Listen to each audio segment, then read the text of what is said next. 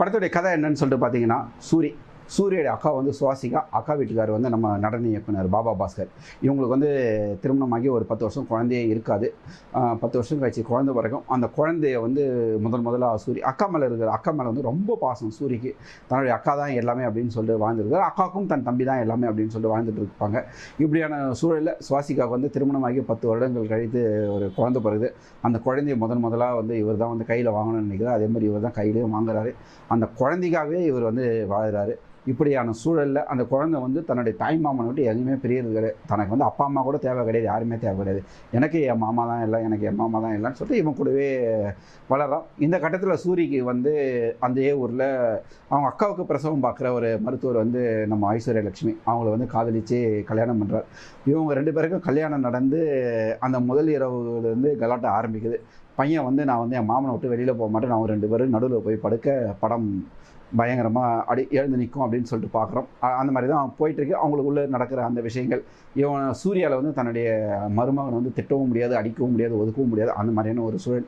ஐஸ்வர்யாவுக்கு வந்து தன் காதலித்த கணவன் கூட நம்ம வந்து தனிமையாக ஒரு 5 நிமிஷம் கூட பேச முடியல அப்படின்ற ஒரு ஏக்கம். இப்படியான விஷயங்கள் போகுது. அந்த பையனை வந்து எப்படி அங்கேருந்து அவங்க வந்து எப்படி விலைக்கு வச்சுட்டு இவங்க 2 பேரும் தாம்பத்திய வாழ்க்கைக்கு வராங்க, எப்படி சந்தோஷமாக இருக்கிறாங்க அப்படின்றதுக்கு எடுக்கக்கூடிய முயற்சிகள், இதெல்லாம் வந்து எப்படி போகுது அப்படின்றது தான் கதை. ஒரு கட்டத்தில் இது என்ன ஆகுதுன்னு சொன்னால், ஐஸ்வர்யா லட்சுமிக்கு வந்து மதுரைக்கு ட்ரான்ஸ்ஃபர் ஆகி போகிறாங்க. தன்னுடைய அக்கா பையனை அக்காவிடமே ஒப்படைச்சிட்டு சூரியம் அவங்க கூடவே போகிறாரு, தன்னுடைய வாழ்க்கையை அடுத்த கட்டத்தை ஆரம்பிக்கிறதுக்கு.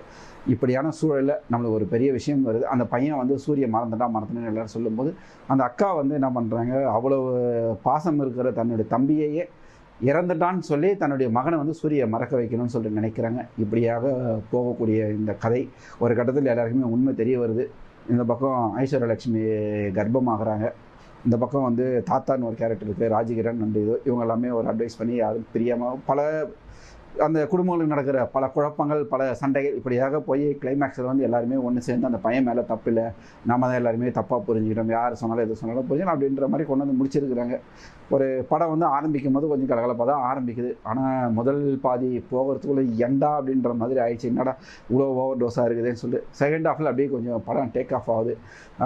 இதே மறுபடியும் அதே சண்டை சச்சரவுகள் எல்லாமே தான். இந்த படத்தில் ஒரு பிடிச்ச விஷயம் என்ன அப்படின்னு சொன்னால், குடும்ப உறவுகளை மட்டும்தான் காட்டியிருக்காங்க. மற்றபடி இந்த கதையில் வர மாதிரி ஒரு வில்லன் வரணும், சூரிய வந்து பறந்து ஃபைட் பண்ணணும், அந்த மாதிரிலாம் இல்லாமல், ஒரு சண்டை இல்லாமல் குடும்பங்களுக்குள்ளே நடக்கிற ஒரு ஈகோ பிரச்சனை, ஒரு பாச பிரச்சனை இப்படிலாம் காட்டியிருக்காங்க.